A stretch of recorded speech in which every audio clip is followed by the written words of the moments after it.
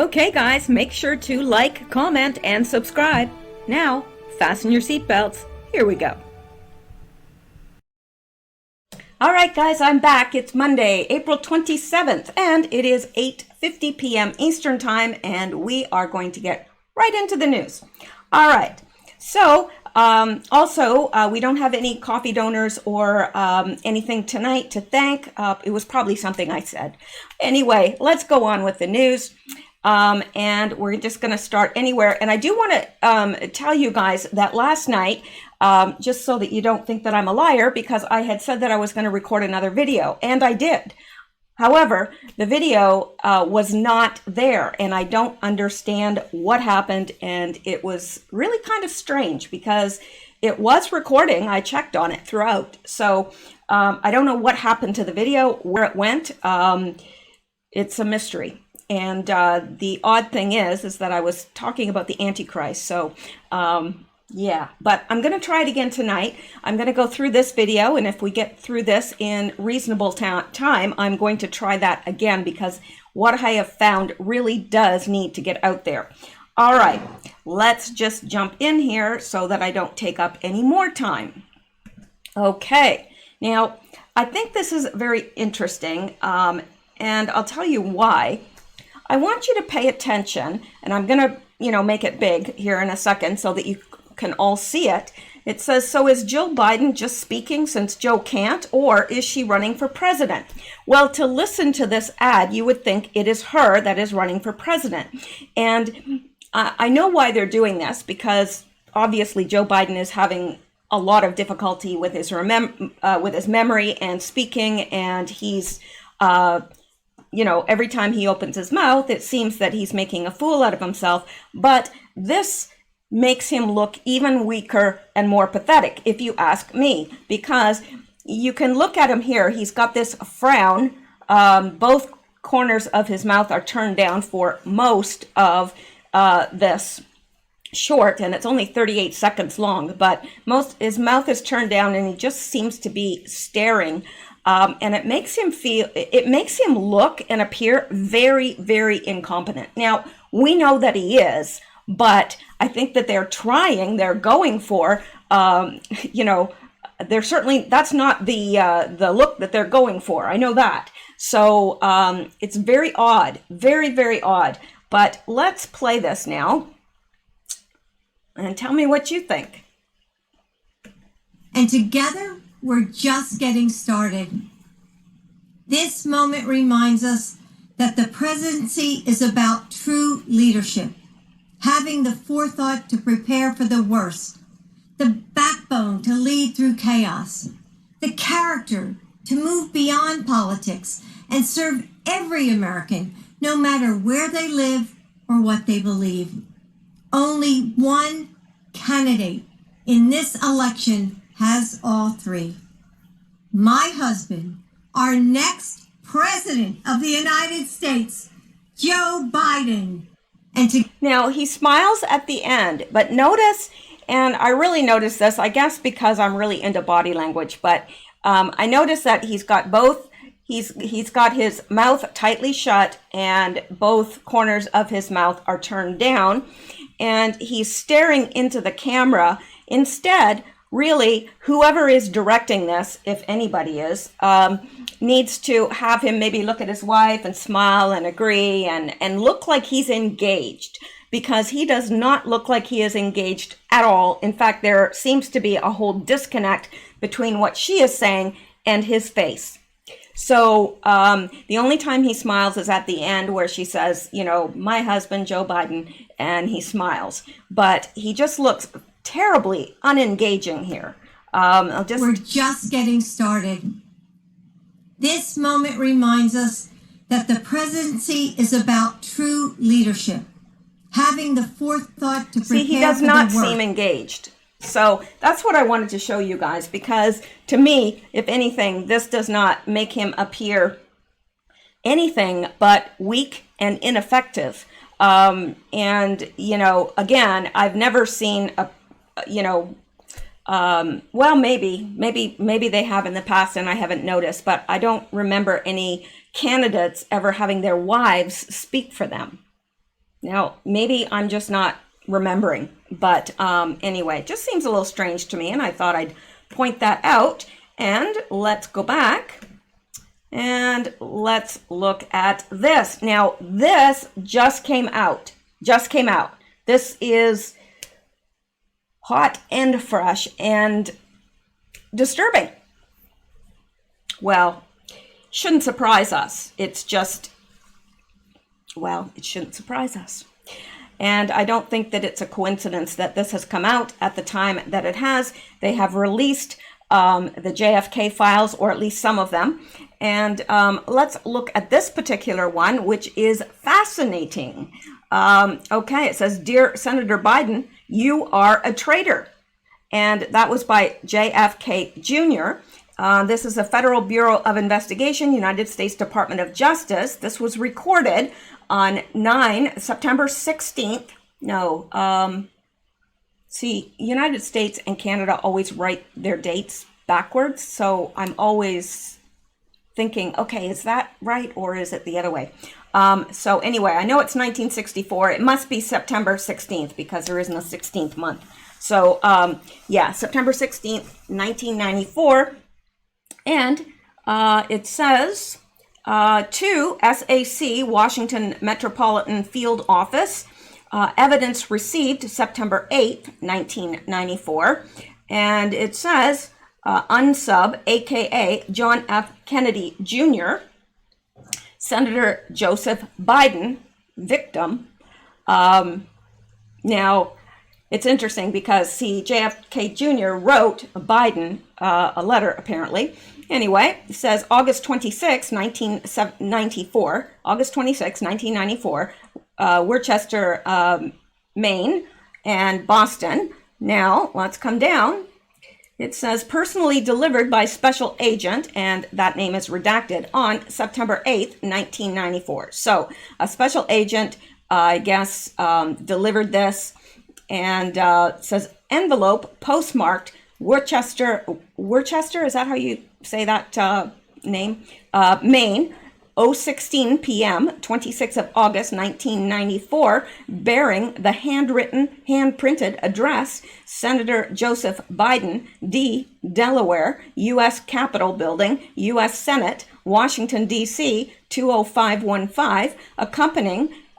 So they're just documenting, taking an inventory of what they received, and they received 2 specimens, an envelope, and an accompanying handwritten, hand-printed letter dated 8/26/94, beginning, "Dear Senator Biden, you are a traitor, ... and bearing the signature John F. Kennedy Jr. So, of course, this begs the question, why did John F. Kennedy Jr. send that letter to Joe Biden in 1994? Did it have something to do with his father's death? And obviously it must, because these are the files pertaining to John F. Kennedy, John F. Jr.'s father. So, if that isn't interesting, then I don't know what is. You'll have to check your pulse, because that is extremely interesting, and it's even more interesting that it's being released now. Nothing is a coincidence.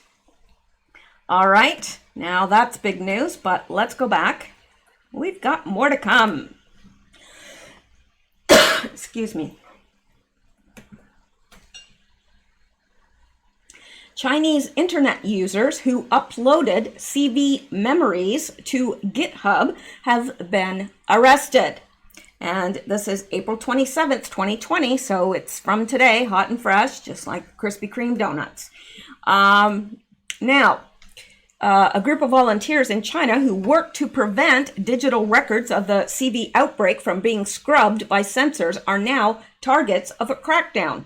Kai Wei, a Beijing-based man who participated in one such project on GitHub, the software development website, was arrested together with his girlfriend by Beijing police on April 19th. The couple were accused of picking quarrels and provoking trouble, a commonly used charge against dissidents in China, according to Shen Kun, the brother of Shen Mei, another volunteer involved with the project. Shen Mei has been missing since that same day. On April 24th, the couple's family received a police notice that informed them of the charge and said the two had been put under residential surveillance at a designated place. There is still no information about Chen Mei, said his brother. It is unclear whether the arrest of the couple and the disappearance... Sorry, just 1 second. My voice is wanting to act up, but I'm not going to let it, because I am the master of my own voice. Maybe. All right. It is unclear whether the arrest of the couple and the disappearance of Chen are directly related to their GitHub project named Terminus 2049. The Beijing police could not be reached for comment. Since when do you think that the Beijing police would give a comment? I'm just saying. That's just crazy to even think they would. The project, named after a planet in Isaac Asimov's series Foundation, has been preserving censored news stories, videos, and articles from individuals shared on messaging apps like WeChat since January 2018. The purpose of the project was to encourage the public to resist 404, referring to the error message displayed when a web page has been deleted or banned by authorities, according to a 2018 post, link in Chinese, on Terminus 2049. During the outbreak, the project shifted its focus to storing articles, including a Chinese magazine's interview, link in Chinese, with Wuhan doctor A. Fen, who said that she was the first to reveal the existence of the epidemic, but who was later reprimanded. The article, first published in March, was taken down within hours of publication, spurring a race among internet users who used various creative ways, included coded language and emojis, to keep the article alive. Terminus 2049 also preserved a strongly worded critique, link in Chinese, aimed at Chinese leader Xi Jinping, penned by outspoken professor Xu Zhangun. In his essay, Xu attacked Beijing's social controls and censorship. He was later reportedly placed under house arrest, and his account has been suspended on WeChat. Chinese citizens have been turning to Microsoft-owned GitHub after the outbreak began, as it remains one of the few major foreign websites that can still be accessed in China. Now, volunteers linked to these GitHub pages are facing the growing risk of reprisals from authorities. Another GitHub page, hashtag 2020 Encove Memory, which was initiated by 7 volunteers around the world to chronicle personal accounts and news stories of the outbreak, is no longer publicly available. In an email, the team behind the page said that its members decided to make the page private to avoid potential risks, according to a screenshot of the email shared on social network Weibo. In addition to the GitHub volunteers, 3 journalists have also disappeared since February while reporting from Wuhan, the city where the outbreak was first discovered. Among them, only Li Zihua, a former employee of the state broadcaster, recently resurfaced and said in a video that he had been detained and placed under quarantine by police for disrupting public order, but also praised the actions of the police. The whereabouts, well, I'm sure he probably had to say that. The whereabouts of citizen journalist Shen Queshi and Fan Bin remain unknown. So I think this is interesting because these people want to preserve this memory for posterity, because, you know, our future generations are going to want to know what happened, just like the 2018 flu pandemic, the Spanish flu. People, you know, now are interested. And wouldn't it be interesting if we had written accounts from people that would be easy to access, I think it would be very interesting. And that's what these people wanted to do. But there is so much censorship in China, and we are getting familiar with it here because we are facing censorship. But so far, nobody knocks on our door and takes us off to prison. So far, I'm hoping and praying that it never get to that, but who knows? I mean, I know that that is not Trump's plan, but we know that that is the plan of the deep state. They want us locked down, they want us prisoners, and they want us to work and make money for them, basically. All right, now let's go back, and this is from Educating Liberals. Here's a thought. If the virus is so deadly, we can't leave our homes. I mean, if the virus is so deadly, we can't leave our homes. Why aren't essential workers dying by the thousands? That's a good question, isn't it? Stop letting the media control you. You know, now I was all gung-ho for this virus. I believed, and I thought that, and the virus itself is not fake, and I would never say such because there are people dying. I know people in the medical profession that people are dying of this, and it's not a pleasant death. I know that. However, what they tried to convince us was coming, no. I mean, they were talking like a million deaths, weren't they, at one point in the U.S.? And what do we have? We have 55,000, which is bad. Yes, it's bad. But considering, it's not that bad.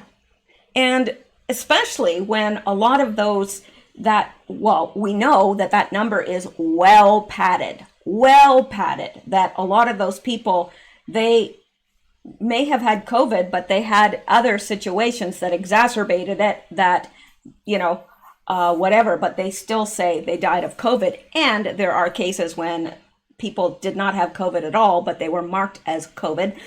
There's a financial motivation there as well, because hospitals get a lot more money. If it's a COVID patient, they get $39,000, and I'm not sure how much they get if it's just regular patient, but nowhere near that.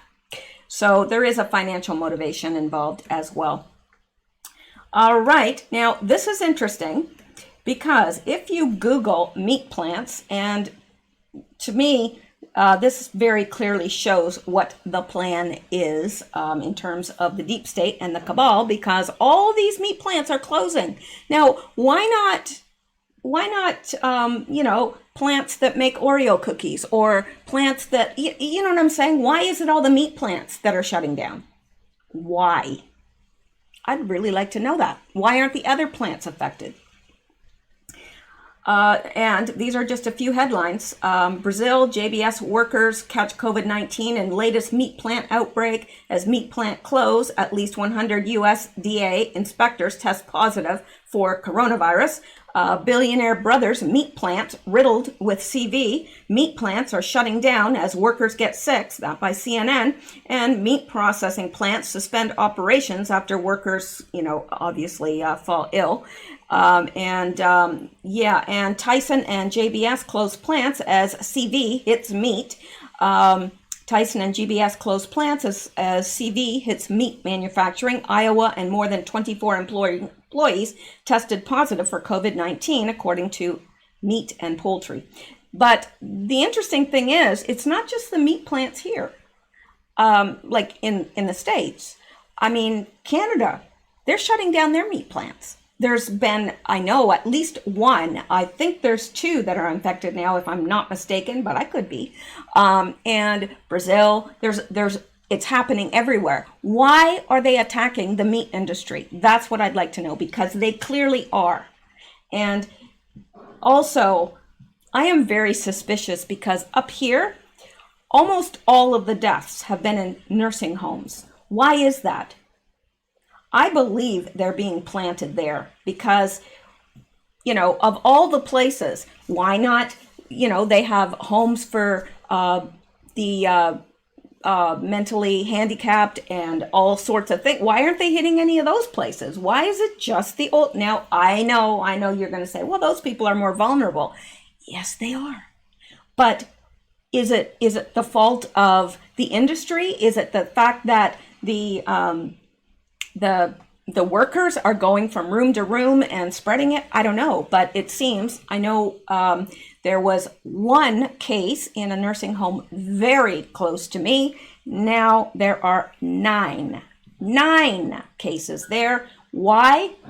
Well, I actually spoke with someone there. Well, not really, but my someone that I know spoke to someone that is there, and they said the nurses or workers are wearing the same PPE throughout the whole shift. So they're going from one room that has a COVID patient into the next room that has a patient without COVID. And what do you think they're doing? They're spreading it. So nobody can be that stupid. Nobody can. Really, it doesn't even take somebody that has any medical training to realize that, my gosh, that's horrific. And if that was my mom or my stepdad in there, I would be there and pulling them out and caring for them at home personally. That's just me. But it's awful. So I do have my suspicions. I really do, because I think it's odd. And it's the same thing in New York. I've heard horrific stories from there as well. So I don't know. But let's go on. I digress. This from the Washington Post. Well, it's taken its time. It says word not responding. Well, there we go. All right. I hate all these ads. I really do. Okay. A mysterious blood clotting complication is killing CV patients. So now there's new things. And of course, we know this is mutating the whole time. Mutating. Kind of like Adam Schiff's face. I'm sorry, that was mean. I don't know what is happening to me. I need to get into some, happy music and happy something. Anyway, once thought a relatively straightforward respiratory virus, COVID-19 is proving to be much more frightening. Now, there's been all sorts of new things added to the list of symptoms. One of them is loss of taste and smell. That happens very early on. So if you lose your smell, assuming that you have a sense of smell, some people don't. But anyway, if you lose that suddenly, that could be a very huge clue.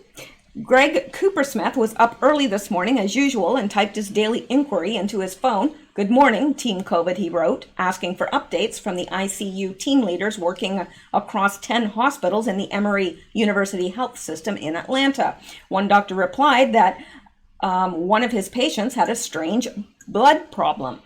Despite being put on anticoagulants, the patient was still developing clots. A second said she'd seen something similar, and a third. Soon, every person on the text chat had reported the same thing. "That's when we knew we had a huge problem," said Coopersmith, a critical care surgeon. And as he checked with his counterparts at the other medical centers, he became increasingly alarmed. It was as many as 20, 30, or 40% of their patients. Excuse me. And that cough is allergies and not COVID. All right. 1 month ago, when the country went into lockdown to prepare for the first wave of CV cases, many doctors felt confident they knew what they were dealing with. Based on early reports, COVID-19 appeared to be a standard variety respiratory illness, or virus rather, albeit a contagious and lethal one with no vaccine and no treatment. They've since seen how COVID-19 attacks not only the lungs, but also the kidneys, heart, intestines, liver, and brain. Increasingly, doctors are reporting bizarre, unsettling cases that don't seem to follow any of the textbooks they've trained on. They describe patients with startlingly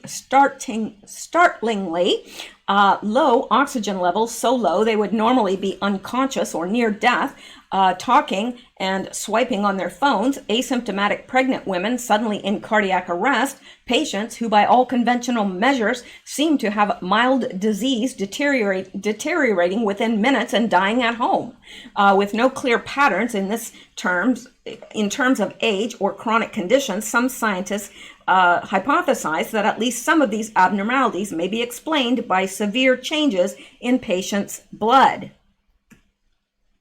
The concern is so acute that doctor groups have raised the CV possibility. The concern is so accurate, some doctors have raised the controversial possibility of giving preventative blood thinners to everyone with COVID-19, even those well enough to endure their illness at home. But blood clots in which the red liquid turns gel-like appears to be the opposite of what occurs in Ebola, dengue, Lassa, and other hemorrhagic fevers that lead to uncontrollable bleeding, but they actually are part of the same phenomena and can have similarly devastating consequences. Autopsies have shown some people's lungs fill with hundreds of microclots. Errant blood clots of a larger size can break off and travel to the brain or heart, causing a stroke or heart attack. On Saturday, Broadway actor Nick Cordero, 41, had his right leg amputated after being infected with the novel coronavirus and suffering from clots that blocked blood from getting to his toes. Lewis Kaplan, a University of Pennsylvania physician and head of the Society of Critical Care Medicine, said that every year doctors treat people with clotting complications, from those with cancer to victims of severe trauma, and they don't clot like this. The problem we are having is that while we understand that there is a clot, we don't yet understand why there is a clot, Kaplan said. We don't know, and therefore we are scared. The first sign something was going haywire was in the legs, which were turning blue and swelling. Even patients on blood thinners in the ICU were developing clots, which is not unusual in 1 or 2 patients in a unit, but is for so many at the same time. Next came the clogging of the dialysis machines, which filter impurities in blood when kidneys are failing and jammed several times a day. There was a universal understanding that this was different, Cooper Smith said. Then came the autopsies. When they opened up some deceased patient's lungs, they expected to find evidence of pneumonia and damage to the tiny air sacs that exchange oxygen and carbon dioxide between the lungs and the bloodstream. Instead, they found tiny clots all over. Zoom meetings were convened in some of the largest medical centers worldwide. Tufts, Yale, New Haven, the University of Pennsylvania, Brigham and Women's, Columbia Presbyterian. Theories were shared, treatments debated. Although there were no consensus on the biology of why this was happening and what could be done about it, many came to believe that the clots might be responsible for the significant share of U.S. deaths from COVID-19, possibly explaining why so many people are dying at home. So, yeah, I'm not going to get into all of this, but it's something new that they are discovering now. And there's also some weird things. They're calling them COVID toes. And I wonder now, they didn't say so in the article I read, but I wonder now if that is related to the blood getting to the toes, because the toes get really fat and kind of purplish. And that they're calling that COVID toes, and it's another symptom that you could have the disease. So that is all there is for that. And let's go back and see what else. Hang on for 1 second. I want to keep myself from coughing. Okay, let's look at this. Food supply chain is breaking. Tyson Foods chairman says as processing plants continue to close. Well, we've touched on this. We've touched on this in the last. I mean, obviously the meat plants are I just don't understand why the meat plants, like there's all sorts of plants that are operating right now that are considered essential. Why aren't they coming down with it? I'm just saying. Okay, the chairman of Tyson Foods has issued a stark warning to Americans following the shuttering of multiple meat processing plants across the country. The food supply chain is breaking. Staffing shortages at chicken plant force growers to depopulate millions of birds.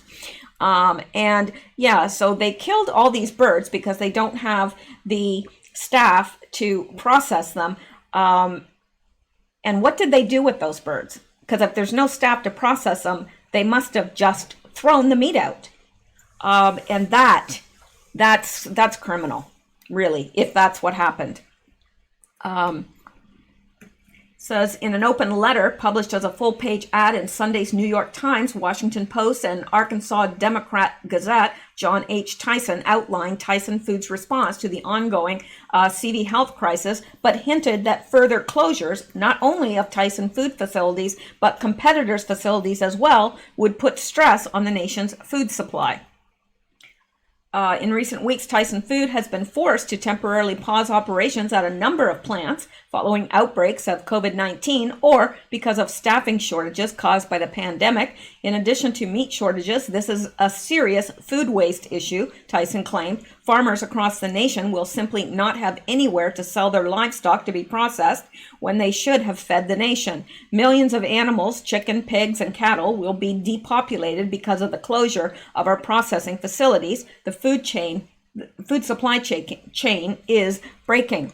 Now, I don't understand, some of these places, could they not get these chickens to local butchers and so forth? I mean, there's got to be someone that could process these animals without having to just put them down and them go to waste. I mean, that's just, it's criminal. It really is. I mean, Tyson said the company had adopted several new practices to prevent the spread of COVID-19 at its processing facilities, including new social distancing requirements, workstation dividers, deep cleaning, and temperature screening, some performed by infrared walk-through scanners, among other precautionary measures.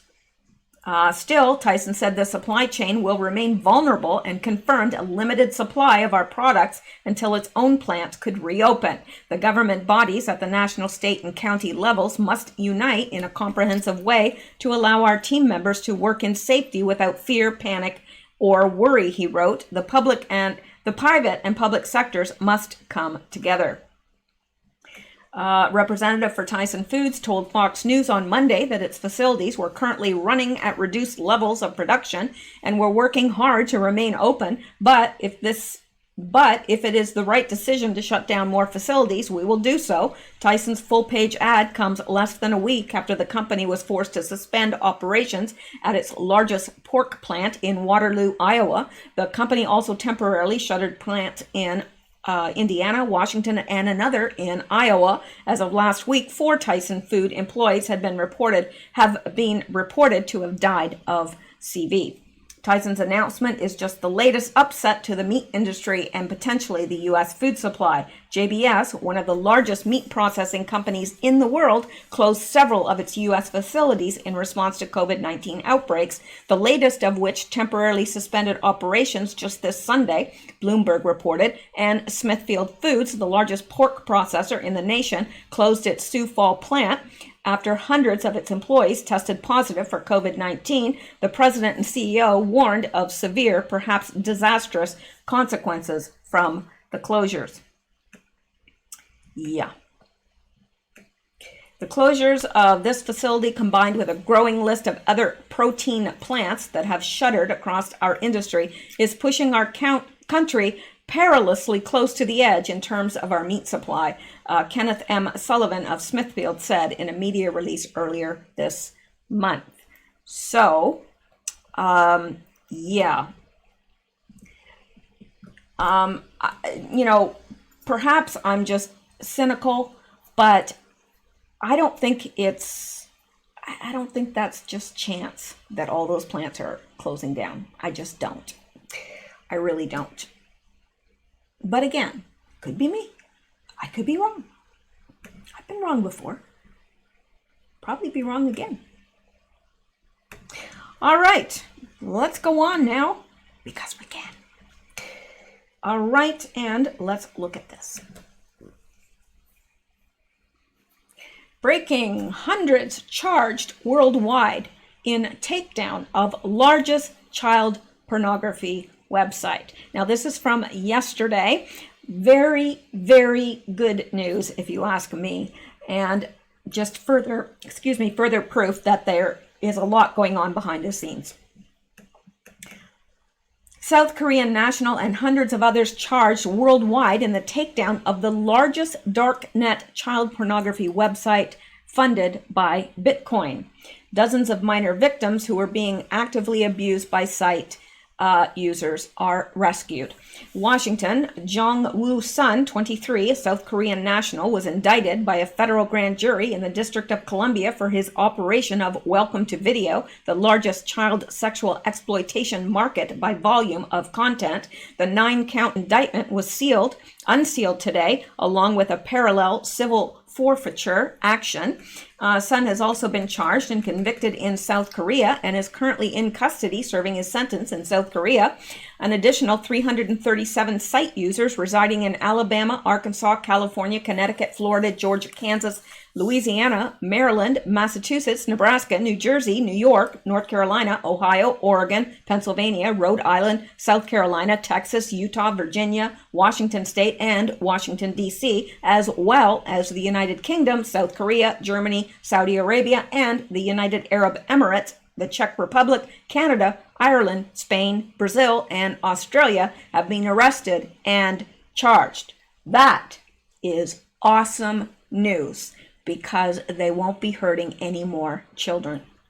Acting Executive Associate Director Elsa Eriks of U.S. Immigration and Customs Enforcement, Homeland Security Investigations, Assistant Attorney General Brian A. We'll just call it, the last name's B, starts with a B. Let's call him Brian B, because I can't pronounce that. Of the Justice Department's Criminal Division, U.S. Attorney Jesse K. Liu for the District of Columbia and Chief Don Fort of IRS Criminal Investigation made the announcement. Children are our most valuable population, and crimes such as these are unthinkable, said HSI Acting Executive Associate Director Elsa Eriks. Sadly, advances in technology have enabled child predators to hide behind the dark web and cryptocurrency to further their criminal activity. However, today's indictment sends a strong message to criminals that no matter how sophisticated the technology or how widespread the network, child exploitation will not be tolerated in the United States. Our entire justice system will stop at nothing to prevent these heinous crimes, safeguard our children, and bring justice to all. Darknet sites that profit from the sexual exploitation of children are among the most vile and reprehensible forms of criminal behavior, said Assistant Attorney General Brian A. B.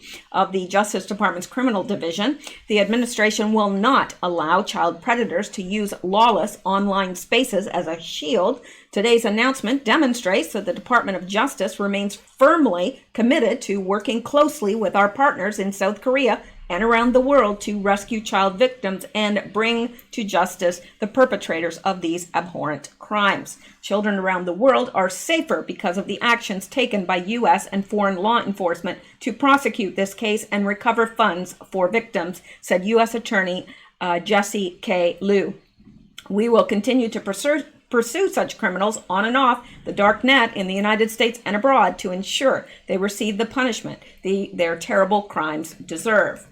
Though the sophisticated tracing of Bitcoin transactions, IRS CI special agents were able to determine the location of the darknet server, identify the administrator of the website, and ultimately track down the website's server physical location in South Korea, said IRS CI Chief Don Fort. This large-scale criminal enterprise that endangered the safety of children around the world is no more. Regardless of the illicit scheme and whether the proceeds are virtual or tangible, we will continue to work with our federal and international partners to track down these disgusting organizations and bring them to justice.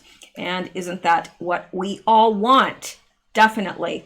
And And I am so glad that this administration, the Trump administration, is working so tirelessly to bring these criminals to justice and stop these horrendous, horrific crimes against children.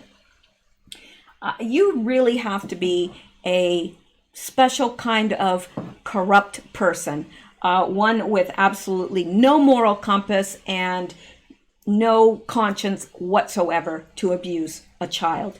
And if anyone happens to be listening that is attracted to children sexually, please, I beg of you to get help. Really. It has a lifelong impact on that child. It really does. Ask some survivors.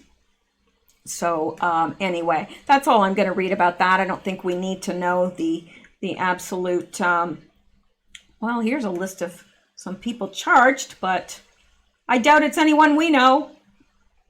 You never know, but it's a lot of people. So it's good news. Good news. All right. Let's go back now. Oh, yes, this as well. U.S. says they will not take part in WHO Global Drugs Vaccine Initiative launch. Woohoo! Now that is really good news, because what a waste that would be.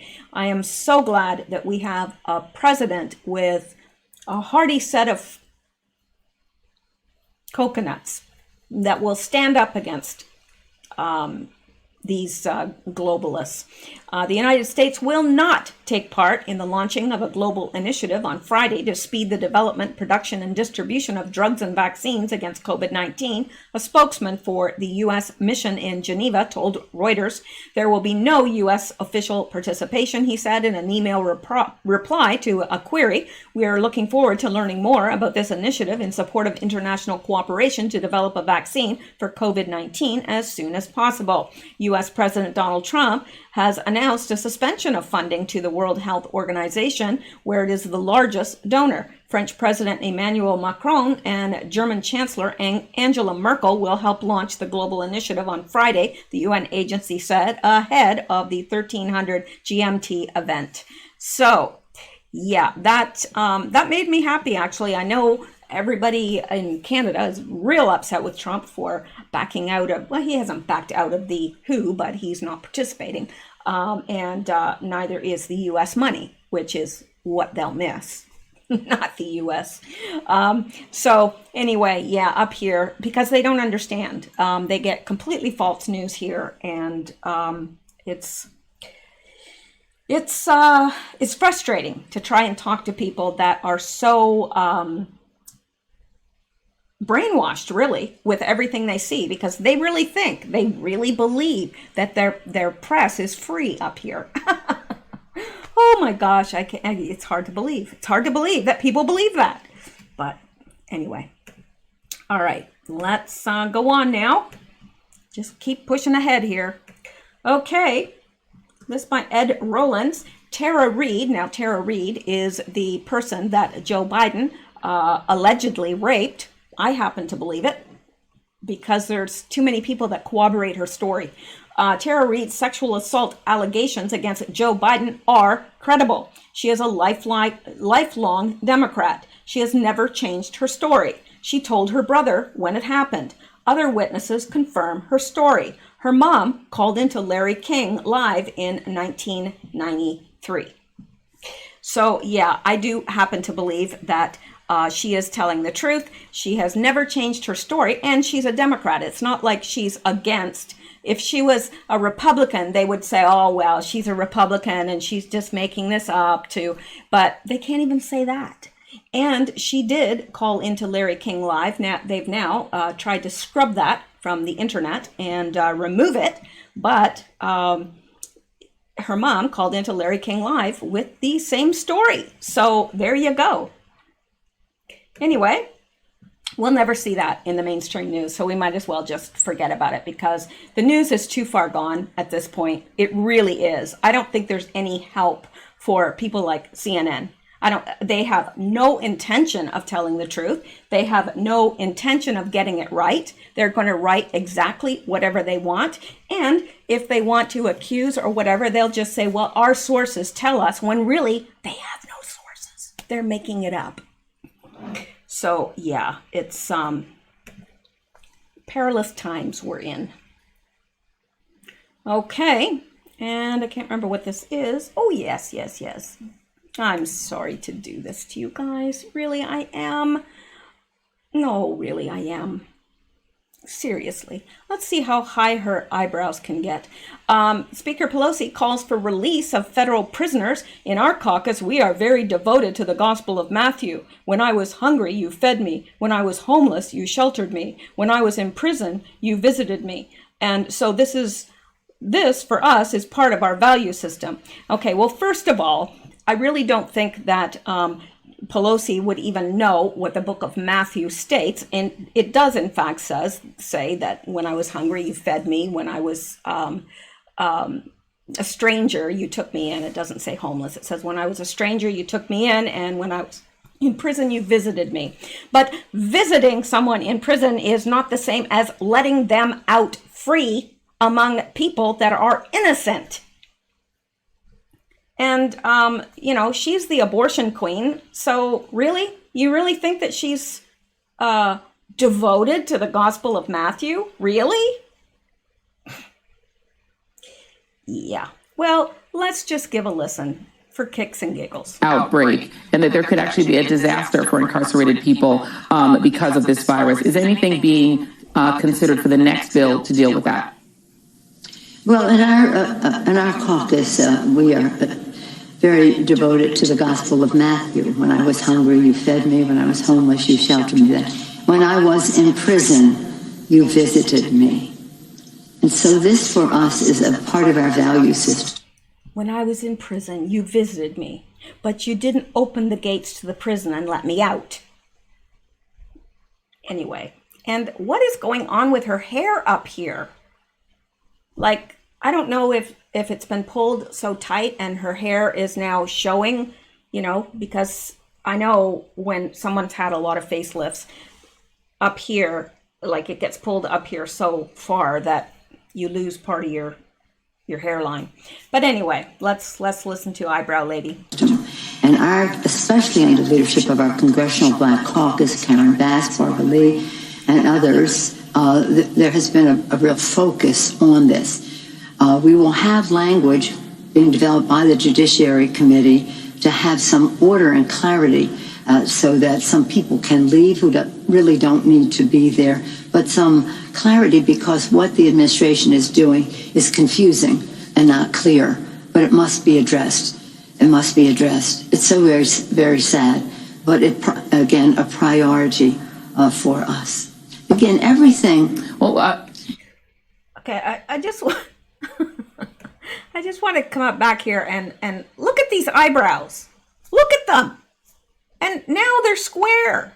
She's got square eyebrows now. What is going on with this woman? And she says, oh, the current administration is, what did she say? Hard to understand or difficult to understand or whatever.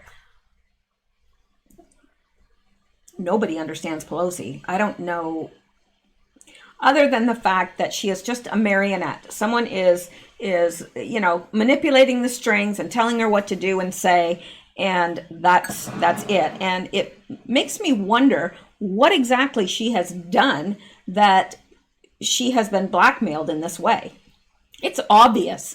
There's no way she could really feel these things. I mean, well, I guess there is. I mean, I guess her conscience is seared at this point. I don't know. But in everything should be about the truth. Well, I was going to saying insist on the truth. Absolutely. What are the numbers? Let's find out. Let's find out what this is. About the truth. What are the facts? What is the science of this? Of these people being together there unnecessarily in many cases. Some of them having served enough of a sentence to leave. But in any event, whatever it is, that they be protected, that their health be protected. That shouldn't be a risk of life. And so let's enlarge the issue from there. We want to protect. I can't stand it any longer. I'm sorry. I just can't. And nothing she says is of any value anyway, because if her mouth is open, she's lying. And she's concerned with the truth, she says. Yeah, I believe that. Sure, I do. All right. Now, let's go back, because that's enough of her. Okay, I mean, we all have to sleep tonight. You know what I mean? I'm just saying. Okay, Michael Notham, Barron Trump. I love this. I love this. Barron Trump was speaking fluent Slovakian and French at age 3. He now speaks 5 languages and is a chess master. He has been raised by his mother, sorry. Don't know where that came from. He has been raised by his mother, not a nanny, for 14 years. Happy birthday to our First Lady, and her birthday was yesterday. And I think we all want to wish her a belated happy birthday. I think she is doing a wonderful job as a mother, a wife, and a First Lady. And she has brought such grace, dignity, and class to the White House again. And for that, I'm very thankful to her. I think she's doing a fantastic job. All right, let's go on. And go on we shall. Okay, this should make you sick, but again, it's proof that there's things happening behind the scene. Because things like this are becoming every day. We're seeing it in the papers every day, paper, online, somewhere.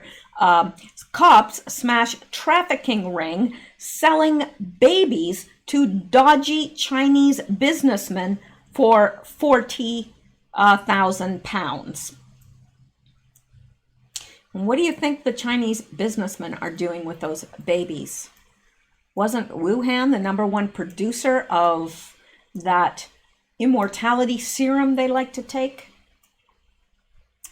Detectives from Ukraine's FBI raided a private reproductive clinic in Kiev after tip-off that 140 babies had been sold to Chinese businessmen for up to 40,000 pounds each. And the sad thing is, there are probably so many people that would love to have a child that have never been able to. That's what is so sad about this, is that, babies are meant to be loved. They're not a product. The babies were specifically bred for the businessmen. Cops have smashed an alleged human trafficking ring that is accused of flogging babies to a network of mysterious Chinese businessmen for 40,000 pounds a pop. Detectives from Ukraine's FBI raided a private reproductive clinic in Kiev after tip-off that 140 tots had been sold abroad. 6 arrests were made, including the head of the clinic and her adult son. They were each charged with human trafficking and could spend up to 12 years behind bars. They should spend forever behind bars, if you ask me. If convicted, the group also included 3 Chinese citizens and 2 Ukrainians. Interior Minister Anton Herashenko paid tribute to the Department of Internal Affairs for pulling off the investigation. So sad. I hope the babies are safe. He said the other day the National Police of Ukraine has stopped the criminal activities of the international group, which had long been selling newborn children to the People's Republic of China. The organizers of the criminal group was the head doctor of a private reproductive clinic, a citizen of Ukraine, and her son. The group also included 3 citizens of China and 2 Ukrainians. For money reward, the criminals provided services to solve the organization and legal issues related to the process of fertilization, delivery documents, and legalization of children outside Ukraine. In other words, they sold children born to Ukrainian women to China for money. The services of intermediaries for the birth of a child in Ukraine for potential parents cost about 40,000 pounds. I would like to express my gratitude to the staff of the department on the fight against human trafficking in Kiev, as well as the police officers, prosecutor, and judges who have made it possible to document and arrest this group of merchants. I also thank the Chinese law enforcement officers who helped carry out this large-scale operation and worked closely with the Ukrainian police officers. Now, I wish that they would tell us what was the final end for these babies. Were they just women that couldn't have children of their own and wanted to have children, or did they meet with more nefarious fates? I don't know. Maybe I don't want to know. All right, let's go back, and I can tell I'm not going to get through all this tonight, not if I want to do that other video, but let's see. Let me see how much we have left here. Oh, quite a bit. All right. Well, let's just try and get to as much as we can, and that's all we can do. All right. Let's. Oh, yeah. Yeah, this is interesting.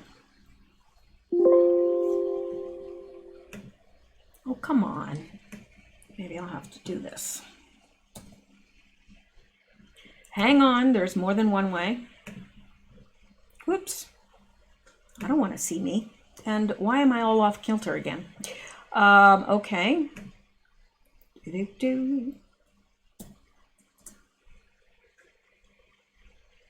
we go. Let me go back here for a second. I'm all off kilter. What is going on here? There we go. There. All right, let's go back. Hollywood declares CV has left 2020 production unrecoverable. I'm not too terribly upset with that because I don't have much to do with Hollywood. There's very rarely is there a movie that's worth watching, and I'm not a TV person, so I don't really care. You can almost hear the wailing tears from New York. Hollywood, an industry used to outrageously high paychecks, is declaring they are already assured to bottom out in 2020 due to CV. As if we weren't aware, but we have our own bottoming out to worry about.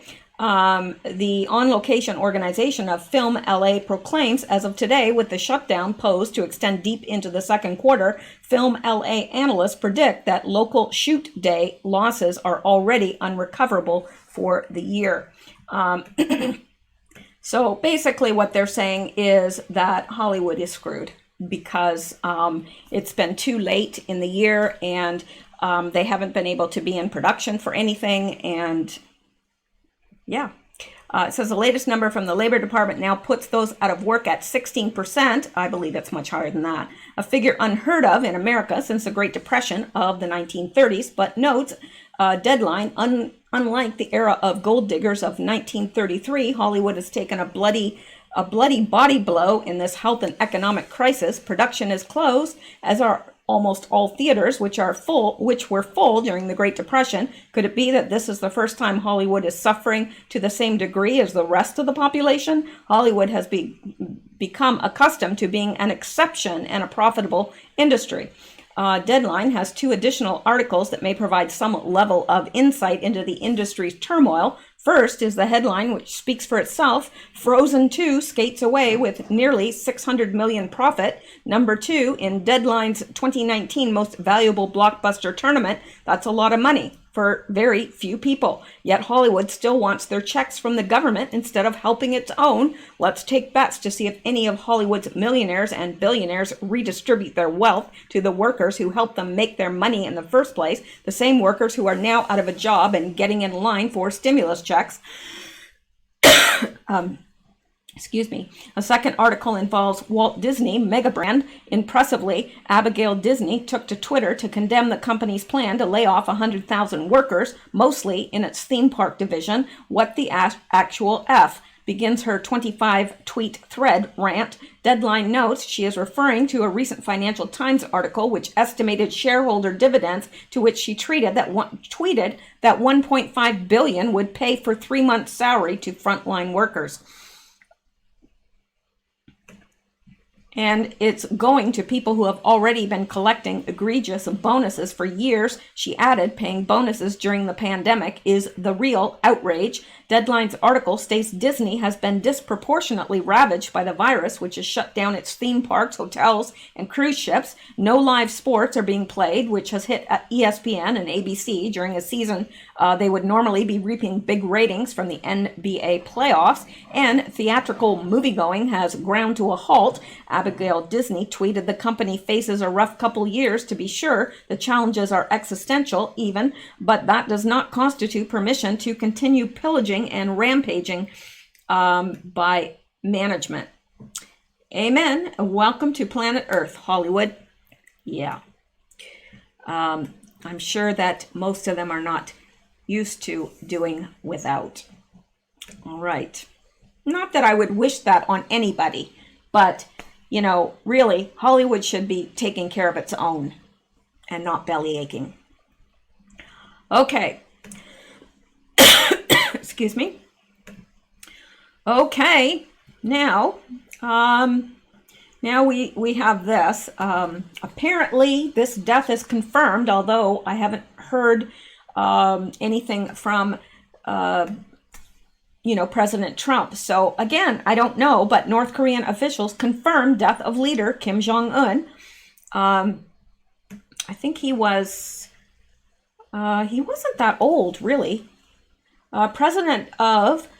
Presidium of the Supreme People's Assembly in North Korea, Chloe Ryong-hae, has confirmed the death of Supreme Leader Kim Jong-un today, April 26, in Pyongyang at 6 a.m. Vice Marshal Chloe Ryong-hae said in an emergency press conference that North Korean leader Kim Jong-un passed on peacefully at the Kim Man-yu Hospital in Pyongyang after delivering the best of service to the Democratic People's Republic of Korea. Chloe noted that Kim Jong-un could not overcome the predicament despite giving it a tough fight. Now, there's something weird going on with this, because I don't believe that he just came down with the virus and slipped on peacefully. I don't believe it.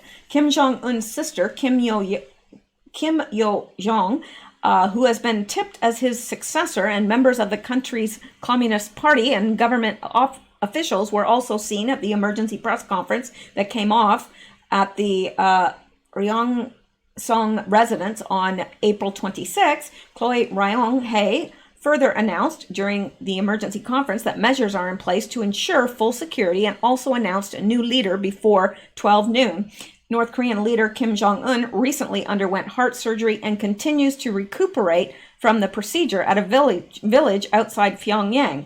Now, this is weird because they're saying up here he's dead.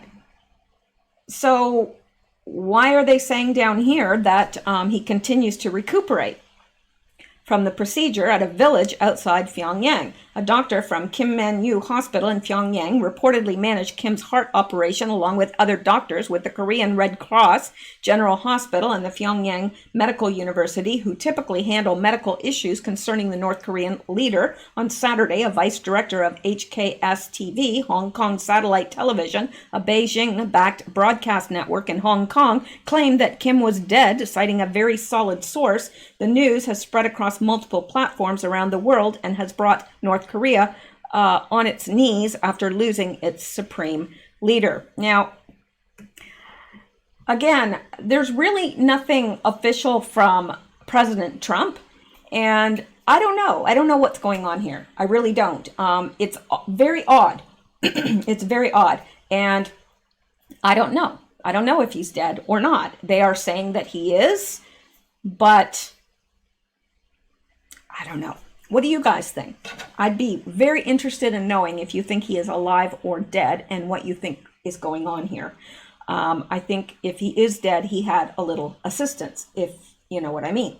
Maybe I'm wrong, but I think it pays to be a little suspicious of everything we see and hear these days. Okay, now, I think I'm going to stop there.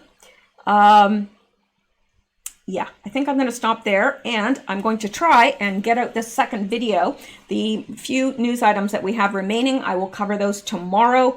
And what I'm going to do is I'm going to try to redo the video that I did last night that didn't record for some odd reason. So that is what I'm going to do, because I think it's extremely important that I get this out.